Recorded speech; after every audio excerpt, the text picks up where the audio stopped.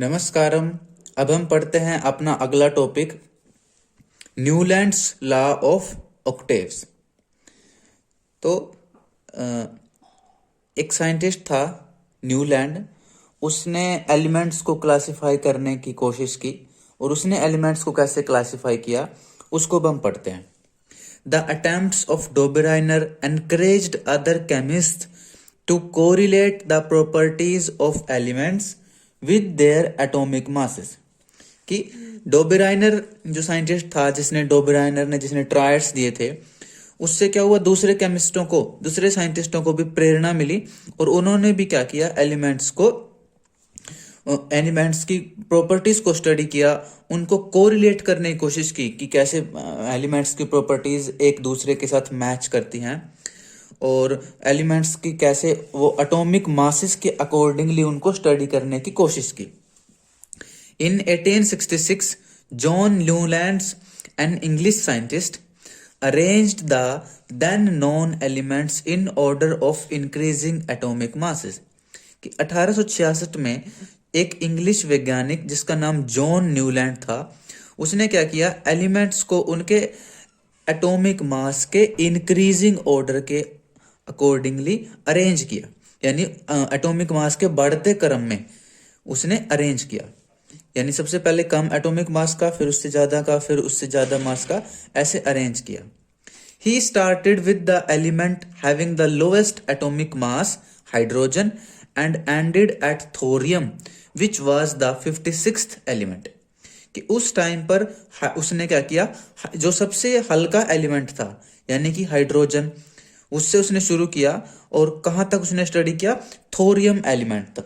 Thorium क्या था उस टाइम पर, 56वां एलिमेंट था, 56th एलिमेंट था, जो उस टाइम पर सबसे भारी था, जो उस टाइम तक डिस्कवर हो रहे थे, उनकी बात कर रहा है।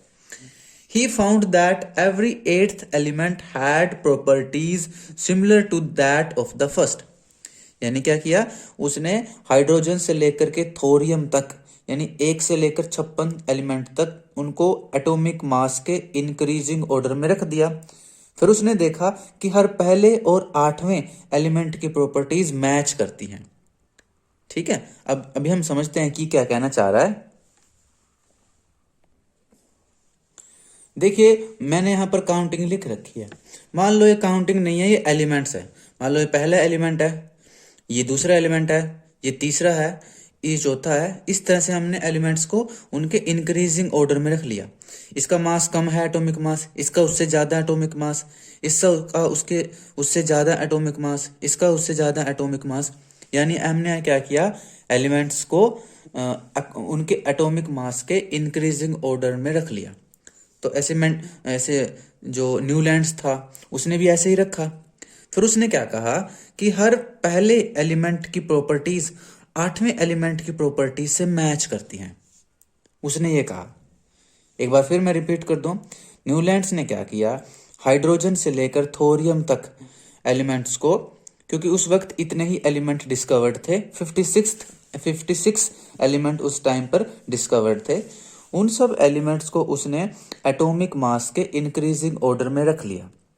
फिर उसने क्या देखा कि हर पहले एलिमेंट की प्रॉपर्टीज 8वें एलिमेंट से मैच करती हैं। जैसे पहला है, फिर 8वां, अब यहां से काउंटिंग करोगे तो फिर ये 16वां, फिर यहां से करोगे तो फिर 24वां। इस तरह से, मतलब 8 की टेबल अगर आप चला लो तो हर पहले की 8वें से, फिर पहले की 8वें से, फिर पहले की 8वें से, ऐसे काउंट करोगे ना यहाँ पर। जैसे 8, अब इससे गिनो 1 2 3 4 5 6 7, सॉरी यहाँ से 1 2 3 4 5 6 7 8, इस तरह से। तो उसने क्या कहा कि हर पहले एलिमेंट की प्रॉपर्टीज 8वें से मैच करती है। अगर आप यहाँ से काउंट करोगे तो दूसरे की प्रॉपर्टीज मैच करेंगी 9वें से, और फिर 9वें करेंगी 17वें से, 17वें करेंगी 25वें से, इस तरह। अगर आप 3 से गिनोगे तो तीसरे की एटॉमिक प्रॉपर्टीज मैच करेंगे 10वें से, क्योंकि 8वां वही है ना। फिर 1 2 3 4 5 6 7, और यहाँ से गिनो ना, 1 2 3 4 5 6 7 8, ये दे। ठीक है, 10वें की फिर 18वें से, 18वें की फिर 26वें से, ऐसे। मतलब हर पहले की कहीं से भी आप गिनना शुरू कर दो तो पहले की प्रॉपर्टीज 8वें से मिलती है, फिर पहले की, फिर 8वें से। तो न्यूलैंड्स ने ये सिमिलैरिटी देखी। He compared this to the octaves found in music. उसने क्या इसकी तुलना किससे करी? जो म्यूजिक में जो ऑक्टेव्स मिलते हैं, ऑक्टेव का मतलब अष्टक होता है। तो यहाँ क्या हुआ, हर पहले की प्रॉपर्टीज 8वें से मिल रही है, ठीक है। तो म्यूजिक में भी क्या होता है, देखो म्यूजिक में भी क्या होता है, कैसे बताऊं मैं, चलो अभी मैं लिख कर दिखाता हूं। देखिए जिस तरह से न्यूलैंड ने देखा कि हर पहले एलिमेंट की प्रॉपर्टीज 8वें से मिलती है, ऐसा ही क्या होता है म्यूजिक में भी ऐसा ही होता है।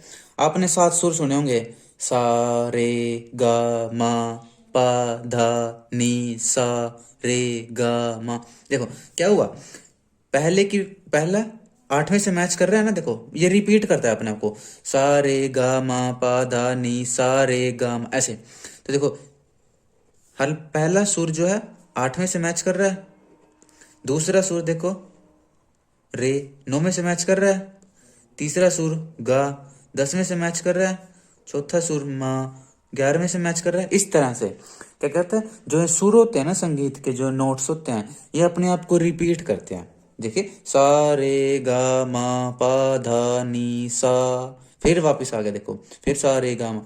तो इसी तरह उसने कहा कि जिस प्रकार म्यूजिक में जो नोट्स अपने आप को रिपीट करते हैं, उसी तरह से यहाँ एलिमेंट की प्रॉपर्टीज भी अपने आप को रिपीट करती हैं। ये उसने एक सिमिलैरिटी देखी कि म्यूजिक नोट्स में और उसके अरेंजमेंट में।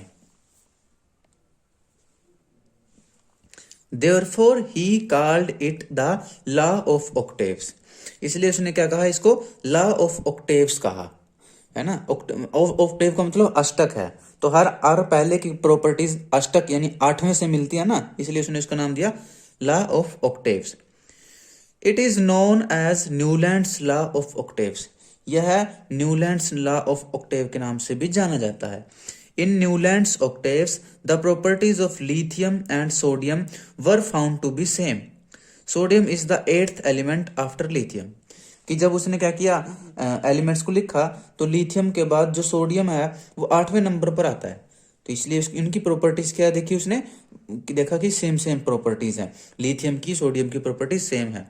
Similarly beryllium and magnesium resemble each other.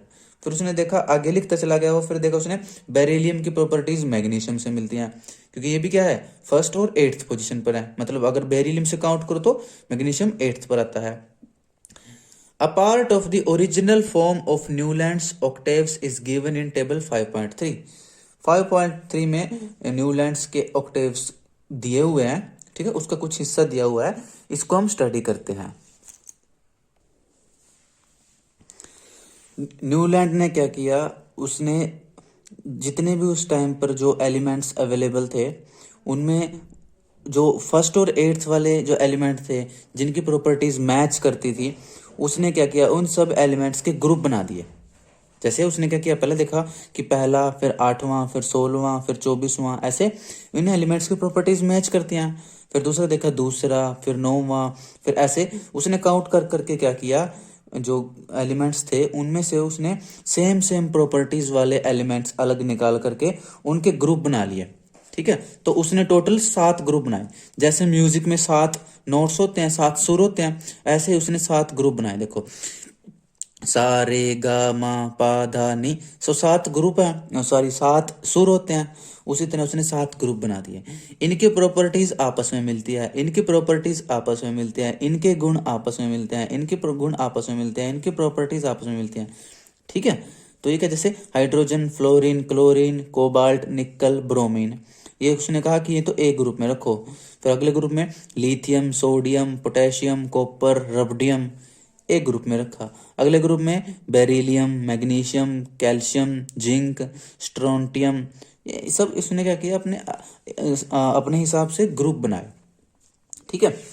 तो आगे बढ़ते हैं, थोड़ा सा यहाँ म्यूजिक के सुर के बारे में लिख रखा है, नोट्स के बारे में लिख रखा है कि उसने क्या किया था कि वहाँ उसने सिमिलैरिटी की तरह वहाँ पर ग्रुप बनाए थे, कि जैसे कहता है जैसे म्यूजिक में 7 ग्रुप होते हैं, मैं भी 7 अपने ग्रुप बना लेता हूँ, जैसे म्यूजिक में 7 सुर होते हैं। तो इसी के बारे में थोड़ा सा लिख रखा है।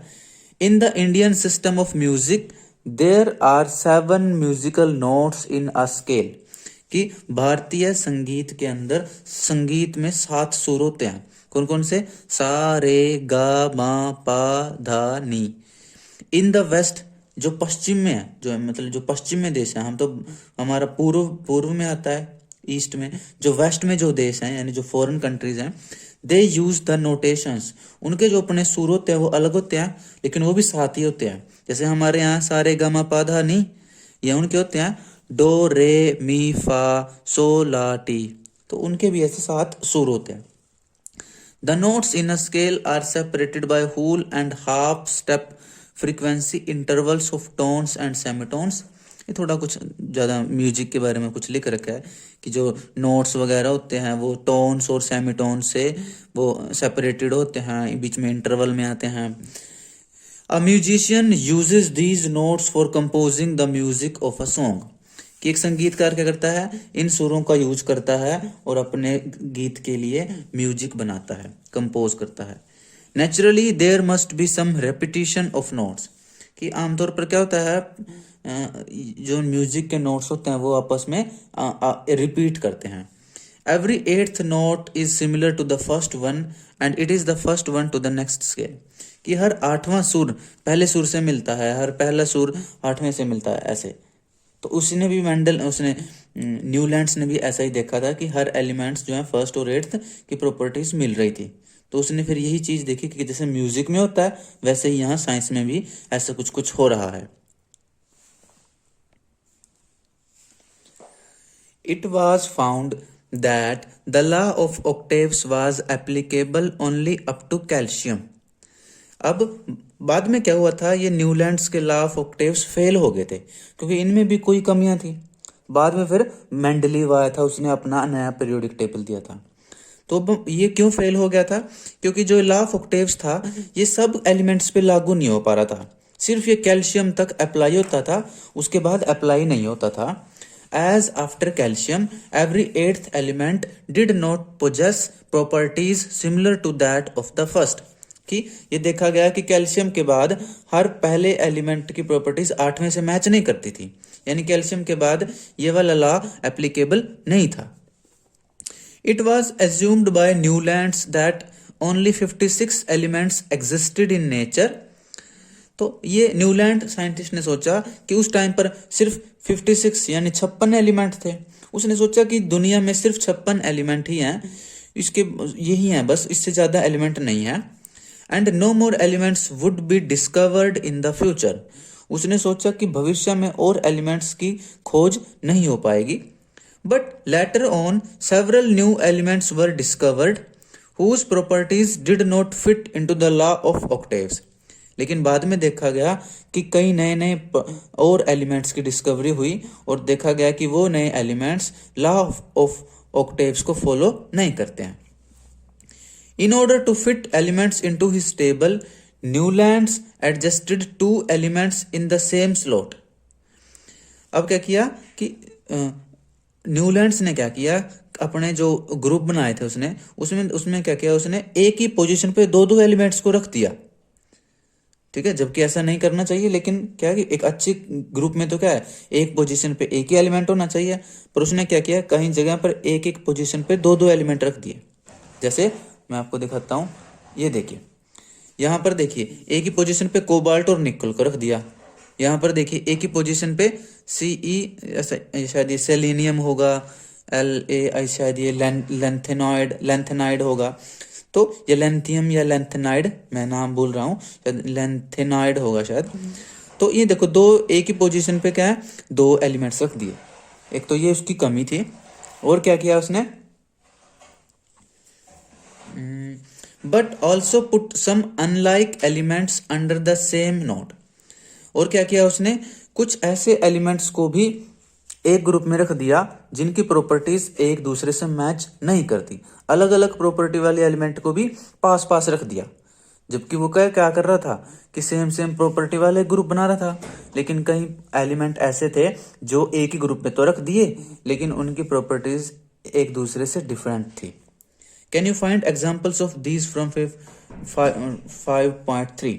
कहता है क्या आप टेबल 5.3 में से ये एग्जाम्पल ढूंढ सकते हो? जैसे इसने खुद ही आगे आंसर दिया है, note that cobalt and nickel are in the same slot and these are placed in the same column as fluorine, chlorine and bromine which have very different properties than these elements. Cobalt और nickel, जैसे कहता है कि first group में देखिए cobalt और निकल को उसने क्या किया, एक ग्रुप में रख दिया। इसी ग्रुप में कौन है, ब्रोमीन है, क्लोरीन है, फ्लोरीन है। अब क्या है, कोबाल्ट और निकल की प्रॉपर्टीज फ्लोरीन क्लोरीन से मैच नहीं करती, क्योंकि कोबाल्ट और निकल तो क्या है तो मेटल्स होती हैं, लेकिन क्लोरीन, फ्लोरीन, ब्रोमीन ये सब क्या है, नॉन मेटल होती हैं, तो इनकी प्रॉपर्टीज उससे मैच नहीं करती। लेकिन फिर भी क्या कर दिया इसने, इनको एक ही ग्रुप में रख दिया। ये भी क्या थी, न्यूलैंड्स की कमी थी। इसके अलावा iron which resembles cobalt and nickel in properties has been placed far away from these elements. कहता है कि आयरन की जो प्रॉपर्टीज थी वो कोबाल्ट और निकल से मिलती थी, लेकिन फिर भी क्या किया उसने, आयरन को अलग ग्रुप में रख दिया और कोबाल्ट और निकल को अलग ग्रुप में रख दिया। ये देखिए आयरन कहाँ है, ये रहा आयरन, देखो तो कोबाल्ट और निकल को तो पहले ग्रुप में रख रखा है, आयरन को देखो अलग ग्रुप में रख रखा है। जबकि आयरन भी मेटल है, कोबाल्ट निकल के साथ इसके प्रॉपर्टीज मैच करती हैं, लेकिन इनको एक ग्रुप में रखने के बजाय उसने क्या किया, अलग अलग ग्रुप में रख दिया। तो ये भी क्या थी, उसकी कमी थी, उसके क्लासिफिकेशन की कमी थी। आगे है with the discovery of noble gases the law of octaves become irrelevant. बाद में क्या हुआ, नोबल गैसेस की डिस्कवरी हुई। कौन कौन सी नोबल गैसेस होती हैं, हीलियम है, जैसे नियोन है, जैसे आर्गन है, जैसे क्रिप्टॉन, जीनोन, कई सारी कई नोबल गैसेस हैं। तो जब नोबल गैसेस की डिस्कवरी हुई तो क्या हुआ, ये उनको हम इन ग्रुप के हिसाब से नहीं रख पाए, क्योंकि वहां पर पहला और 8वें की प्रॉपर्टीज मैच नहीं कर पा रही थी। इसलिए उस टाइम पर क्या हुआ, लॉ ऑफ ऑक्टेव्स बिल्कुल फेल हो गया। दस Newlands law of octaves worked well with lighter elements only. तो इस तरह से न्यूटन का लॉ ऑफ ऑक्टेव सिर्फ लाइटर एलिमेंट यानी हल्के एलिमेंट, यानी जिनका एटॉमिक मास कम है, सिर्फ उन्हीं पे अप्लाई होता है, सारे एलिमेंट्स पे अप्लाई नहीं होता। क्योंकि हमने शुरू में ही देखा था, पहले ही पॉइंट में, कहाँ गया ये, पहले नहीं, सॉरी, कौन सा पॉइंट था ये, हाँ पहला ही था, कि जो लॉ ऑफ ऑक्टेव्स है ये सिर्फ कैल्शियम एलिमेंट तक ही फॉलो होता है, उसके बाद फॉलो नहीं करता। कैल्शियम का एटॉमिक मास 40 होता है, तो इसलिए यानी 40 के बाद ये Newlands law of Octave follow नहीं कर पाता है। तो इस तरह न्यूलैंड्स लॉ ऑफ ऑक्टेव सिर्फ लाइटर एलिमेंट्स पर अप्लाई होता है, सारे एलिमेंट्स पर अप्लाई नहीं होता है। तो ये हमारा टॉपिक हो गया न्यूलैंड्स लॉ ऑफ ऑक्टेव्स। मैं रिक्वेस्ट करता हूं कि आप इस टॉपिक को अपनी एनसीईआरटी बुक से एक बार जरूर पढ़ना, और मिलते हैं अगले टॉपिक के साथ अगली वीडियो में। तब तक के लिए नमस्कारम, stay healthy, stay joyful and all the best to you.